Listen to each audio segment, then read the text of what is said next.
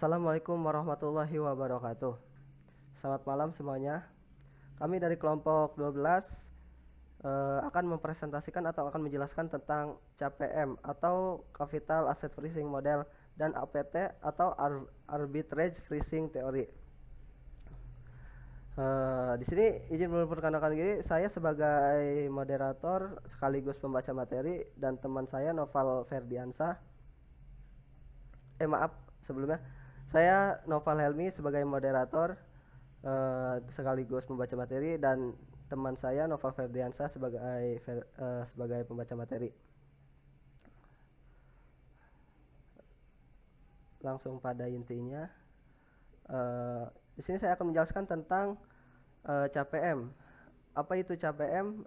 Yaitu sebuah alat untuk memprediksi keseimbangan imbal hasil yang diharapkan dari suatu aset beresiko.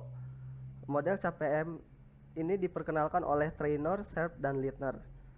Model CPM merupakan pengembangan teori portofolio yang dikemukakan oleh Markowitz dengan memperkenalkan istilah baru yaitu risiko sistematik atau system risk dan risiko spesifik atau risiko tidak sistematik atau specific risk atau unsystematic risk.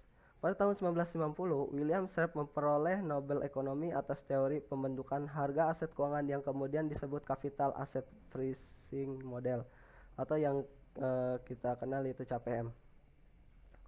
Di sini ada asumsi model CPM. Di antaranya, semua investor mempunyai distribusi probabilitas tingkat return di masa depan yang identik karena mereka mempunyai harapan yang hampir sama. Semua investor mempunyai satu periode waktu yang sama, misalnya 1 tahun. Semua investor dapat meminjam atau meminjamkan uang pada tingkat return yang bebas risiko. Tidak ada biaya transaksi, yaitu biaya-biaya pembelian dan penjualan saham seperti biaya broker, biaya penyimpanan saham, atau kustodian. Yang kelima, saham dapat dipecah-pecah dalam satuan yang tidak terbatas, sehingga investor dapat membeli saham dalam ukuran pecahan.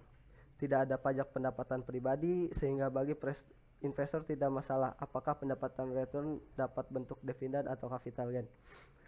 Dan tidak ada inflasi juga. Terdapat banyak sekali investor dan tidak ada satupun investor yang dapat mempengaruhi harga satuan sekuritas dan pasar dalam keadaan seimbang.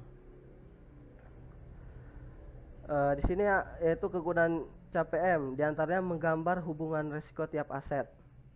CPM ini akan menjelaskan keadaan di mana hubungan antara risiko setiap aset ketika dalam keadaan seimbang. Model ini harus banyak dipelajari karena modelnya yang seimbang dan terus mengalami perkembangan. Yang kedua, menggambarkan hubungan risiko dengan return. Jenis ini juga akan menggambarkan hubungan risiko dengan pengembalian return yang diajukan. Nah, model ini cenderung mengembalikan surat berharga pada tingkatan yang bebas. Adapun risiko yang ditimbulkan biasanya berupa risiko sistematis dari surat berharga. Kekurangan dari CPM ini itu sebagai suatu model aset freezing yang cukup mudah digunakan. CPM memiliki kekurangan, di antaranya memperhitungkan market risk sebagai risiko tunggal dalam mengestimasi return saham. Dengan demikian hasil estimasi kurang akurat. Ini rumus CPM ya.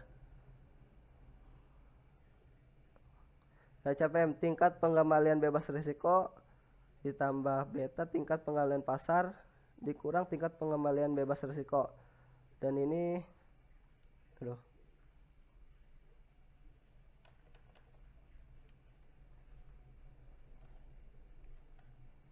maaf sebelumnya.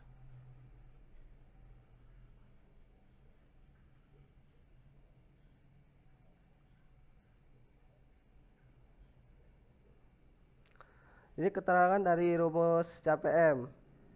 RI hasil yang diharapkan dari aset, RF tingkat pengembalian bebas risiko, beta dari aset, dan ERM hasil pasar yang diharapkan.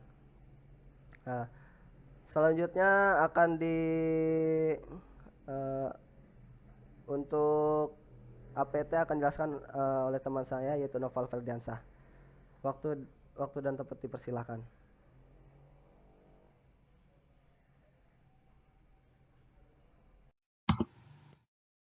Yang selanjutnya, apa itu APT? Arbitrage Pricing Theory atau APT adalah metode yang diketahui untuk memperkirakan harga suatu aset. Teori ini mengasumsikan pengembalian aset tergantung pada berbagai faktor makroekonomi, pasar, dan keamanan tertentu. APT merupakan model alternatif untuk menentukan harga saham yang sepenuhnya berdasarkan konsep arbitrage, sehingga disebut teori penetapan harga arbitrage atau arbitrage pricing theory. Asumsi model APT. Tiga asumsi yang mendasari model arbitrage pricing theory. Yang pertama, pasar modal dalam kondisi persaingan sempurna. Yang kedua, para investor selalu lebih menyukai kekayaan yang lebih daripada kurang dengan kepastian. Dan yang ketiga, pendapatan aset dapat dianggap mengikuti model faktor. Kelebihan APT itu ada 4. Yang pertama, estimasi return yang diharapkan dengan APT tidak terlalu dipengaruhi portofolio seperti pasar seperti dalam CAPM. Model APT menjadi salah satu pendekatan yang sering digunakan dalam menentukan tingkat pendapatan atau return dari investasi saham di pasar modal.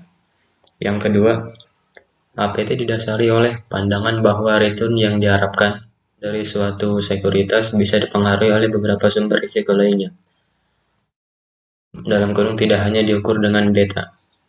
Yang ketiga, APT memberikan perkiraan terhadap tingkat pengembalian yang lebih baik dibandingkan dengan CAPM. Dan yang keempat, APT cukup kuat dalam menjelaskan cross-sectional variation pada tingkat pengembalian saham. Kekurangan APT yaitu yang pertama, model arbitrage pricing theory atau APT tidak menyebutkan secara spesifik faktor-faktor makroekonomi yang dapat mempengaruhi return saham. Dan yang kedua, model APT kesulitan dalam menentukan faktor-faktor risiko yang relevan. Jadi di sini ada rumus APT, ada salah satu rumus APT. Di sini keterangannya E dalam kurung RJ, yaitu tingkat pengembalian yang diharapkan dari aset. RF sama dengan tingkat bebas risiko. BJ sama dengan kepekaan pengembalian aset terhadap faktor tertentu. RP yaitu premi risiko yang terkait dengan faktor.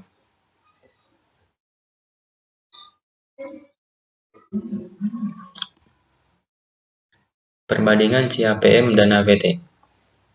CAPM dan APT merupakan dua model yang berusaha menjelaskan return atau tingkat keuntungan. Keduanya bersaing menjadi model terbaik yang bisa menjelaskan return. CAPM lebih tua dan saat ini diaplikasikan lebih banyak. CAPM juga banyak mempengaruhi model akademis. Tapi meskipun nampaknya CAPM lebih mapan, perkembangan selanjutnya menunjukkan bahwa validitas CAPM diragukan.